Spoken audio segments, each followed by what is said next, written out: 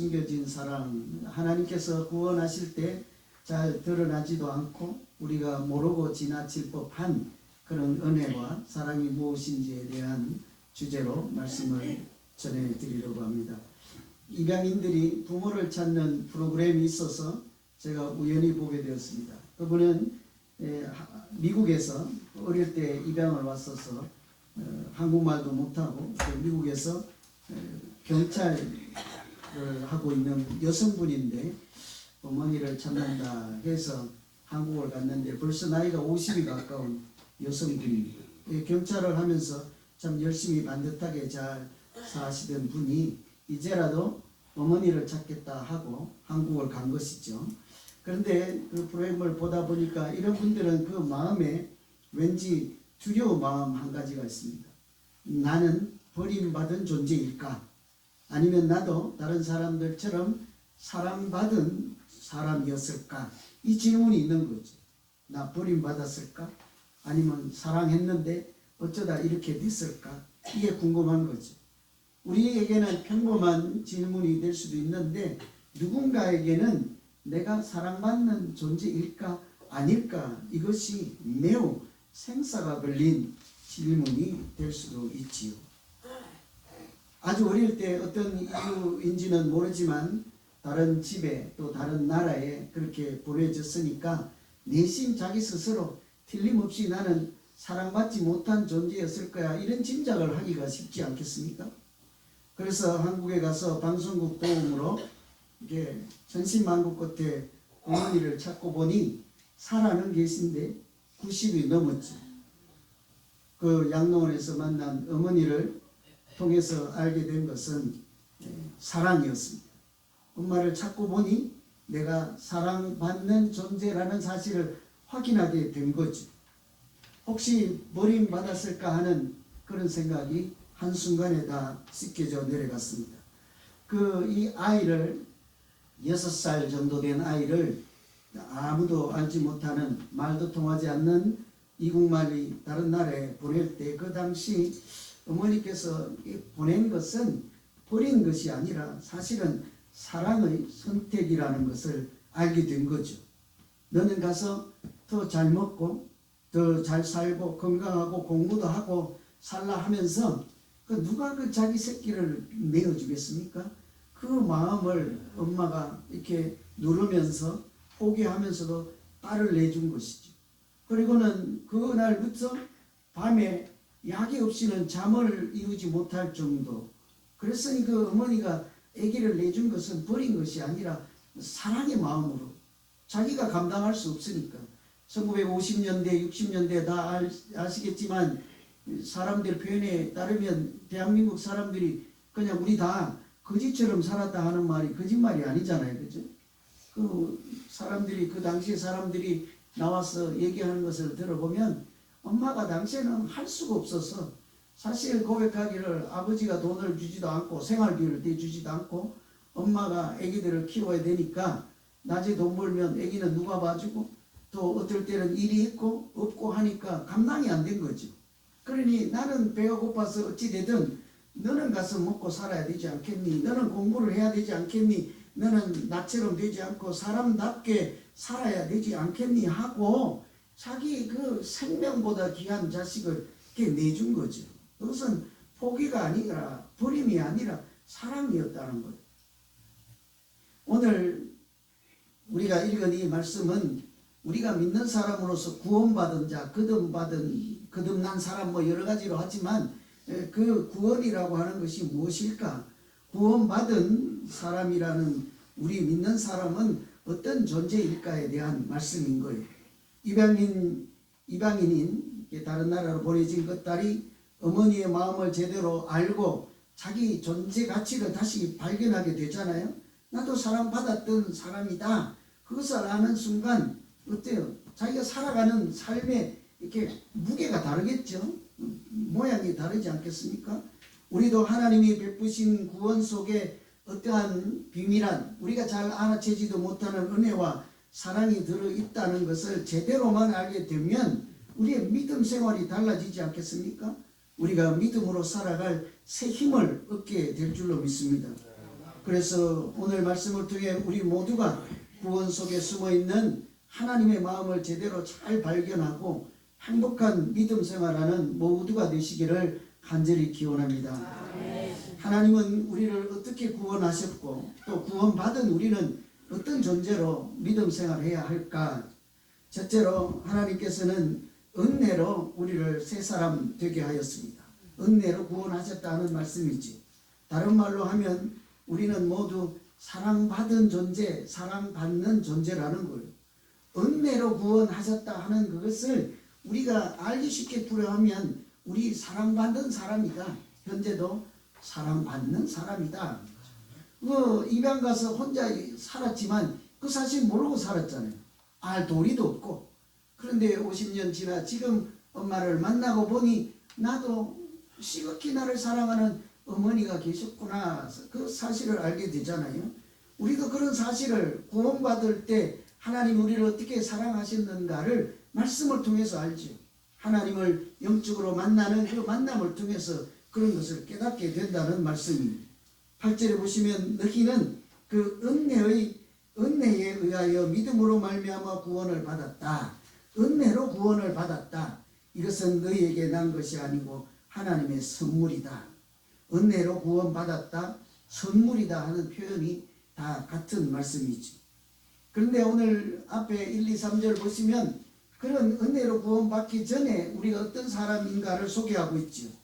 한마디로 하면 우리는 죽은 사람과 같았다는 거예요. 죽은 사람이었다. 너희는 허물과 죄로 죽었던 존재였다. 이렇게 설명하고 있죠. 왜 죽었다고 할까요? 나 숨 잘 쉬고 있는데 physically 숨을 안 쉬어서 죽었다는 것이 아니라 세상 풍조를 따르고 사탄의 종노릇 하고 자기가 그냥 하고 싶은 대로만 하고 욕망이 추구하는 대로만 살고 이런 하나님 없는 사람들, 실상은 숨은 쉬고는 있지만 사실은 죽은 사람과 다를 바가 없다 그랬죠. 이유는 다르겠지만 여러분 사람을 보고도 우리가 저 사람은 사람 같지 않고 뭐 같다고 그럽니까 여러분? 잘 아시네 그죠? 짐승 같다 이러잖아요. 똑같은 거예요. 사람이 어떻게 짐승입니까? 어떻게 살면 사람답지 않고 짐승 같은 존재가 될 수 있는 거죠. 어떻게 살면 숨은 쉬고 있지만 죽은 사람 같이 그렇게 영적으로 이렇게 하나님 없는 그런 불쌍한 존재로도 인생을 살아갈 수 있다는 거예요. 여러분 우리는 성경 말씀을 통해서도 알고 우리 자신은 이미 믿음으로 알지만 하나님께서 우리를 만드실 때 하나님의 형상을 따라 만드셨다고 하잖아요. 그런데 그 하나님의 형상, 하나님이 우리에게 주신 하나님의 생명, 이런 하나님과의 관계 이런 것은 다 사라지고 그래서 영원히 죽은 존재로 살아갈 때가 있었잖아요. 대개 사람들은요, 우리가 한번 죽었다 살아난 사람이요 그러면 무슨 소리 하는 거예요? 나는 그런 일이 없어. 한 번도 아파 본 적도 없고 수술한 적도 없고 이렇게 건강하고 80이 됐는데도 내가 얼마나 튼튼한데 나는 절대로 죽었다가 살아난 일이 없어이다. 교회 다니면서 권사님은 한번 죽었다가 살아나는 분이시죠? 아니요, 난 그런 적 없어요. 큰 병원에 간 일이 없어요. 그러면 돼요, 안 돼요? 오늘 좀 너무 어렵게 하는구나. 아이고, 죄송합니다. 죄송합니다. 믿는 사람은 이 말씀을 인정하는 거예요. 하나님 우리를 보고 너는 허물과 죄로 죽었던 존재니라. 사실 저는 시간이 자꾸 갈수록 그냥 지난 세월들이 다 이렇게 실수투성이고 후회 막심한 것들이 많아. 누구에게 했던 말 한마디, 누구에게 한번 가졌던 생각 한 조각, 어떻게 했던 모든 것들이 참 아쉽다. 왜 그렇게 했을까? 이렇게 좀 더 잘할 수 있을 텐데 이런 것밖에 없어요. 요즘 제가 잠을 못 자갖고 피골이 삼겹하잖아요. 안 그래 보입니까? 그런 생각들이 많아요. 또 어떤 사람을 미워했을 경우도 뭘 내가 굳이 미워할 필요가 있을까? 이런 생각도 들고 갈 날이 얼마 남지 않았는지 모르겠지만 자꾸 그런 생각이 들어요. 우리가 자칫 잘못하면 이렇게 죽은 허물과 죄로 죽었던 존재와 같이 얼마든지 살아갈 수 있죠. 순식간에. 그런데 사람들은 그 사실을 인정하지 않으려고 해요. 너 하나님 없이 그렇게 살면 마치 죽은 존재니라 이러면 쓸데없는 소리 하지 말라 그러잖아요. 근데 성경은 우리가 하나님과 끈이 떨어지고 하나님과 연결고리가 끊어지고 내 마음에 하나님이 없는 사람을 이렇게 짐승 같은 사람이라고 얼마든지 할 수 있다는 거지. 허물과 죄로 죽었다고 할 때 허물이라고 하는 것이 우리가 생각할 땐 뭐예요? 말이 뭐 험악하거나 뭐 나쁜 짓을 하거나 또 뭐 이렇게 사기를 쳤거나 이러면 허물이 좀 있는 사람 이런 생각을 하잖아요. 성경에서 허물이 있다 이런 것은 그런 뜻이 아닙니다. 허물이라고 하는 것은 거슬러 반대로 가서 떨어져 나간다. 표준에서 벗어났다. 그래서 본질적인 관계에서 이탈한 것을 허물이라 해요. 죄라고 하는 것도 사실은 마찬가지입니다. 우리가 죄를 지었다. 너 죄인이지 그러면 목사님 그런 소리 하지 마시오. 봤습니까? 그런 차원이 아닌 거예요. 죄라고 하는 것은 하나님이 생각하시고 하나님이 정하신 기준에서 벗어난다 이런 뜻이에요. 우리 인생의 기준이 뭡니까? 하나님이 기준이지 않겠습니까? 예수 그리스도가 우리 인생의 길이지 않겠습니까? 그런데 그 하나님이 정한 기준에서 어긋나게 사는 것, 그러니까 죄와 허물로 죽었다는 말은 강조하기 위해서 같은 말을 두 번 쓴 거예요. 우리 강조할 때 다른 표현으로 같은 의미 있는 단어를 반복하잖아요. 그래서 이 우리가 죽었다 하는 것은 하나님과 단절되고 하나님과는 멀어졌다 이런 뜻이죠. 여러분 단절된 사람은 이렇게 끊어진 사람은요 이렇게 상대방이 뭐라고 해도 반응을 하지 않잖아요. 여러분 전화통화하고 잘하고 있다가 그 관계 전화통화가 안 되면 저쪽에서 아무리 수화기 들고 불러보세요. 여보세요 헬로우 해봐야 상대편이 답이 옵니까? 중간에 전화선이 끊어졌는데 안 된다고. 하나님과도 마찬가지죠. 우리가 하나님과 이렇게 관계 안에서 살고 하나님과 소통하면서 교통하며 살고 하나님을 아버지라고 부르면서 그렇게 사는 사람들이야 하나님의 마음도 알게 되고 내가 올려드리는 마음도 하나님도 아시고 그렇게 상호 교통하면서 살겠지만 중간에 관계가 끊어져 버려요. 뭐 이렇게 대꾸 반응할 수 없잖아요. 그랬던 우리를 예수 그리스도와 함께 살리셨다 그러는데 그냥 살리셨다고 하지 않고 뭐라고 합니까? 중요한 것은 에베소서 2장 1절에서부터 10절까지 놓치지 말고 꼭 기억해야 될 것은 그런 죽었던 죄와 허물로 죽었던 나를 하나님께서 예수 그리스도와 함께 일으키고 살리시고 영광의 보좌 앞에 앉히셨다. 네. 그렇게 하지 않고 하나님이 살리셨다 그렇게만 말씀하지 않고 뭐예요? 은혜로 살리셨다 이러죠. 하나님은 우리를 은혜로 살리셨다. 은혜가 또 뭐예요 그러면? 아니 성경이 왜 이렇게 어려운지 몰라. 은혜로 살렸다는 말씀이 쉬운 우리 표현으로 하면 우리가 사랑받는 존재다 이런 거지. 우리는 자격이 없어도 하나님께서 일방적으로 사랑을 베풀어 주시고 구원을 해 주시고 네가 죄인이라 해서 제껴두지 아니하고 빼놓지 아니하고 그럼에도 불구하고 독생자 예수 그리스도를 나를 위해서 십자가에 내어주시고 그 대신 구원은 내가 받게 하시고 평안은 내가 누리게 하시고 나음은 내가 잃게 했으니 그것을 일방적으로 베풀어 준 사랑이라 해서 은혜라고 하는 거예요. 선물과 마찬가지 단어이죠. 선물이라고 하는 것은 네가 이뻐서 주거나 뭐 네가 돈을 지불하면 줄게 이런 게 아니잖아요. 내가 그냥 내 마음의 사랑이 넘쳐서 받을 자격이 없는 사람에게도 주고 내가 좀 위해주고 격려하고 싶은 사람들에게 주는 것이 선물이지 않겠습니까?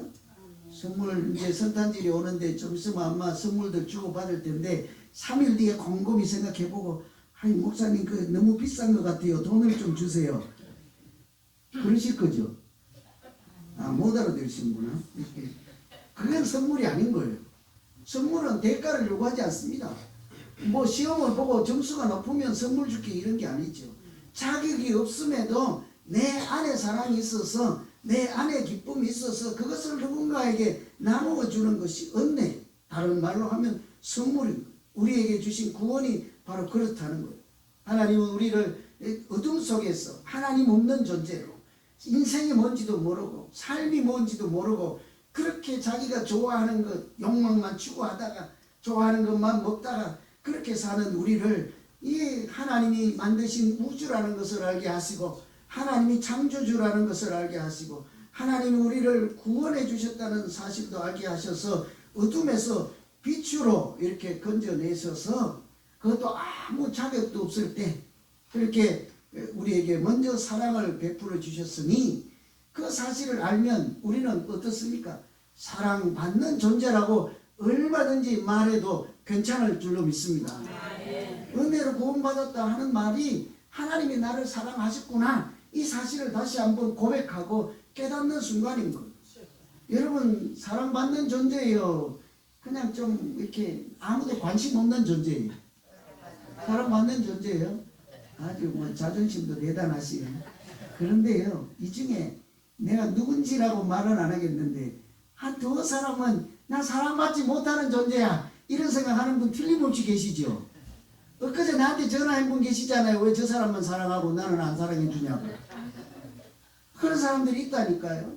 나한테 관심 없대. 나는 우리 교회 와도 사랑받지 못하는 존재래.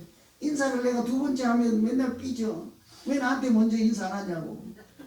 어떻게 하냐고. 나도 아주 사실 이게 다 지어낸 얘기인 거 알죠?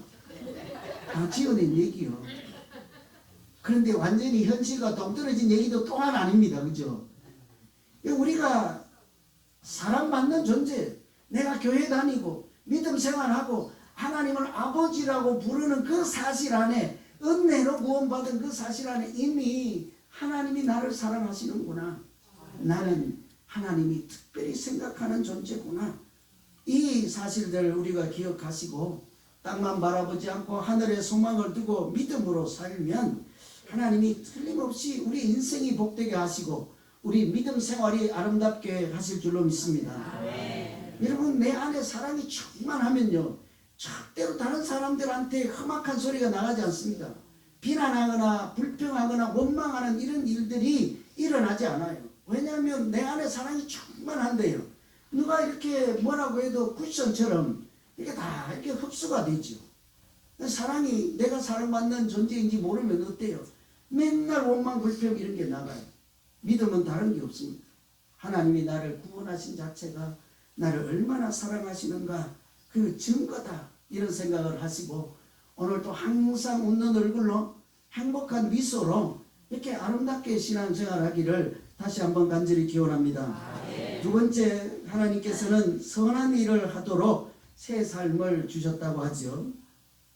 10절에 보면 우리는 그가 만드신 바라 그리스도 예수 안에서 선한 일을 위하여 지으심을 받은 자니 이 일은 하나님이 전에 예비하사 우리로 그 가운데 행하게 하려 하심이라. 구원받은 사람, 예수 믿는 사람들을 10절에 따르면 우리는 그 믿는 사람들은 하나님이 만드신 바라 이렇게 되었죠. 이 번역에서 좀 아쉬움이 있는데 이 만드신 바라 하는 것이 조금 아쉽긴 해요. 여러분 우리가 구원받았다 하는 것은 이제 내가 지옥에 가지 않고 천국에 가게 되었다 이것만으로 끝나는 사건이 아니라는 거예요. 하나님께서 우리를 구원하실 때는요 물론 천국으로 인도하시고 하나님이 주시는 영생의 삶을 누리게 하시지만 틀림없이 우리가 이 땅에 있을 때도 하나님이 선한 일을 하도록 구원하셨다 하지. 우리를 구원하실 때 하나님은 이미 마음에 특별한 목표를 갖고 계시고 목적을 갖고 계신다고요. 그냥 대뜸 불쌍하니까 구원해 주시고 이 마음대로 살아라가 아니라 내가 구원할 때 이렇게 살면 좋겠다 이렇게 살아라 내가 도와줄게 이렇다는 거지. 그가 만드신 바라 이게 좀 부족하고 아쉽다고 했는데 원래 이 단어는 헬라어로 포이에마이 하나님이 세상을 만드셨다 창조하셨다 할 때가 쓰는 단어가 포이에마이. 근데 이것은 창조했다 만들었다 그런 동사로도 되지만 하나님의 작품 만들어낸 것을 작품이라 하잖아요. 하나님의 걸작품 이런 것은 마스터피스와 같은 그런 거죠. 여러분 우리가 나는 대수롭지 않은 사람 별것도 아니야 별 소용도 없는 사람이야 이렇게 생각할 수 있는데 성경은 또 하나님은 우리를 보고 뭐예요? 너는 하나님의 작품이야 이런 거죠. 별로 고맙지도 않고 감사하지도 않고 내가 누군지도 잘 모르나 봐요. 그렇죠? 하나님이 나를 만드셨다니. 여러분 작품은요 그 만든 사람이 누구냐에 따라 작품의 가치가 달라지는 거예요. 제가 그 글씨 하나 써줄게. 그 집에 갖다 액자 만들어서 보관하실래요? 왜 웃어요? 왜? 나도 잘 써요. 뭘. 진짜 잘 쓴다니까요. 내가 한국일본과 거기 나왔을 때 내가 상장도 받고 그랬는데. 근데 제가 써주면 지금처럼 웃어버리잖아요. 근데 명필이 이렇게 1필 2지로 쫙 써주면 여러분 그거 돈 주고라도 살 거 아니에요. 왜 그래요? 가치가 달라요. 차이는 뭡니까? 제가 하는 거하고 유명한 사람이 하는 거하고 다른 거죠. 여러분을요, 제가 만들었다니까 이러면 아멘 하면 큰일 나요. 그런데 뭐래요? 하나님이 만든 작품이래잖아요. 여기 다 아멘 해야 돼. 아주 나는 귀한 존재야. 아주 가치 있는 존재. 여러분 시도 포에마가 원래 포임이 시잖아요. 같은 거예요. 시인이 시 한 수를 만들 때 대충 끄적끄적해서 이것이 내가 쓴 시요 이럽니까? 아니면 온갖 고뇌와 묵상과 생각과 경험과 가치와 소망과 기도와 이런 것을 다 쥐어서서 어쩌다가 이렇게 기적적으로 한 필 써내는 것이 시잖아요. 그림이잖아요. 그 여기 시 한 수를 탁 내면 그 시인이 그 작품을 애지중지합니까? 그냥 골방에 처박아 놓습니까? 아주 사랑스럽게 여기죠. 사람들이 달라고 해도 그것을 얼마나 애지중지합니까? 애들도 학교 보내놓고 이제 방학 때 되면 집에 보따리 뭐 싸갖고 오는데 수업 시간에 미술 시간에 그린 거나 공작한 거 만든 거 집에 들고 오잖아요. 그 우리 어른들이 보면 그거 뭐 어때요? 다 갖다 버릴 거잖아요. 근데 교회 보는 앞에서 그거 이제 봄이 나중에 키우다가 만들어, 에이 봄아 이거 별것 아닌데 그걸 버려봐. 난리 난다. 왜 그래요? 내가 만든 거니까 얼마나 소중해. 어른인 우리가 볼 때는 아무것도 아니지. 여러분 우리 스스로 내 자신을 아무것도 아니야. 큰일 날 소리. 그 순간에 하나님이 우리를 보시고 뭐라고 하는데요. 너는 시인이 시 한 수를 그렇게 한 것처럼 내가 얼마나 마음을 다해 정성을 다해 계획을 세우고 뜻을 다해 목적을 가지고 그렇게 만든 귀한 존재인지를 네가 아느냐. 우리가 그런 존재라는 거죠. 에베소 이 당시 상황을 생각해봐요. 자기 목사님이 감옥에 갇혀있고 에베소 성도들이 그냥 목자 이런 양떼들처럼 이렇게 외로운 처지가 됐잖아요. 그러니까 다 어때요? 담임 목사님도 안 계시고 하니까 이제 우리가 믿던 절에도 가고 옛날에 우상을 섬기던 데도 돌아가자. 우리가 이제 믿음 생활 해봐야 별 소용이 없구나. 우리보다 잘났다고 하는 저분도 감옥에 갇혔으니 그렇게 생각해서 우리가 구원받은 것이 아무것도 아니구나 이런 생각을 하는 순간에 사도 바울이 이 편지를 보내서 뭐라고요? 그렇지 않도다. 너희는 하나님께서 만든 작품일 뿐만이 아니라 그것이 전부가 아니라 너희들을 위해서 하나님이 특별한 계획과 목적을 갖고 계시는구나. 너희가 선한 일을 위하여 하나님이 지으셨구나. 이런 말씀을 하는 거죠. 여러분 우리를 구원하실 때 하나님께서 잘 먹고 잘 살고 행복하라고만 구원하신 것이 아니라 뭐래요? 처음부터 너희는 하나님이 만드신 바이기도 하지만 선한 일을 하도록 내가 구원을 하였느니라. 아멘. 알기는 하시네요. 아멘 하신 거 보니까. 그죠? 우리를 향하신 하나님의 특별한 계획이 있다고요. 그것을 선한 일을 하도록 좀 고민이 되긴 합니다.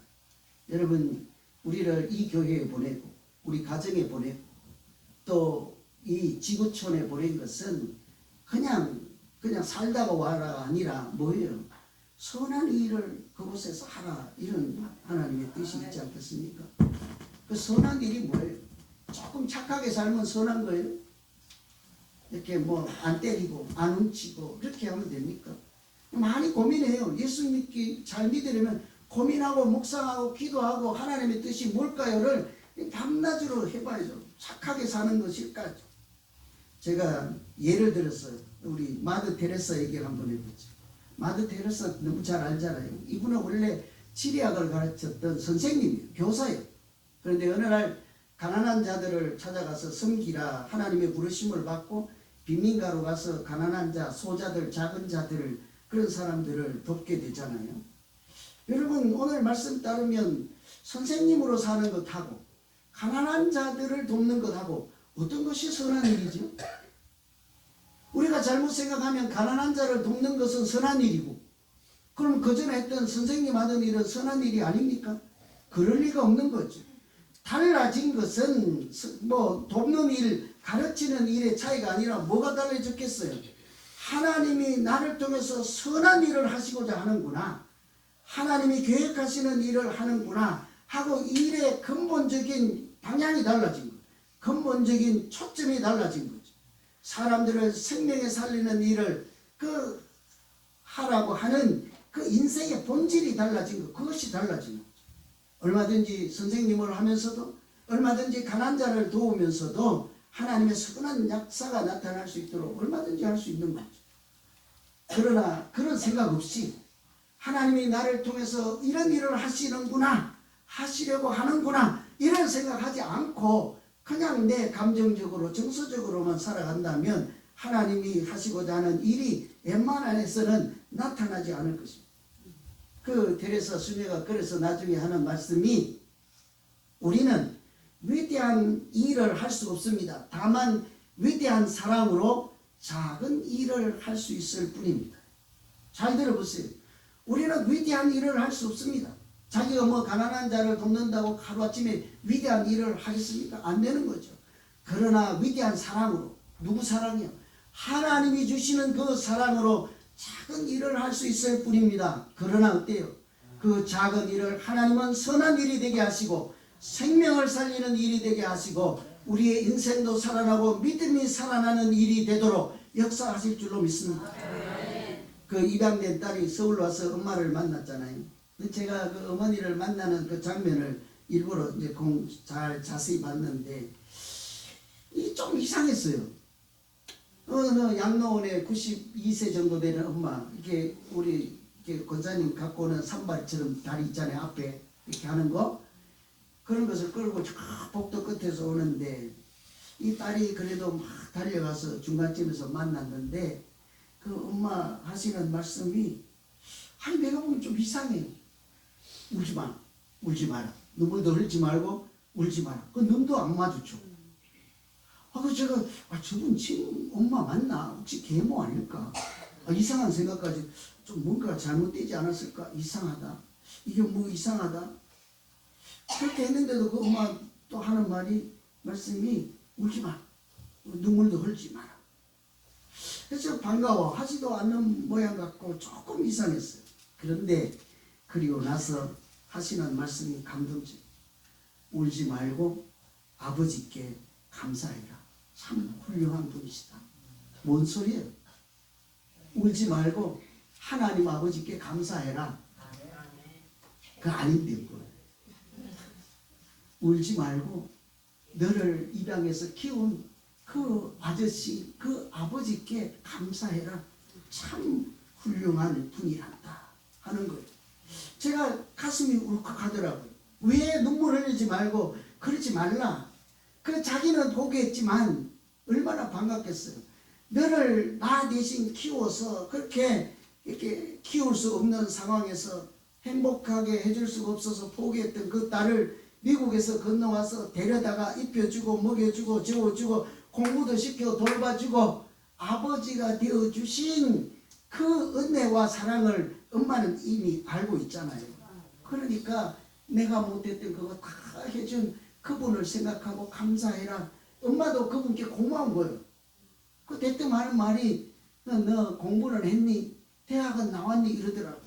엄마의 그 소원하는 마음, 자녀를 향한 마음을 우리가 읽어낼 수 있지 않겠습니까? 그 딸을 입양해서 키운 아버지 어떤 분이에요? 감사하고 고마운 그 정도가 아니라 오늘 하나님이 말씀하신 것처럼 선한 일을 위해서 이렇게 구원하신 사람 같지 않습니까? 그 아버지도 하나님께서 계획하신 선한 일을 한 사람인 줄로 믿습니다.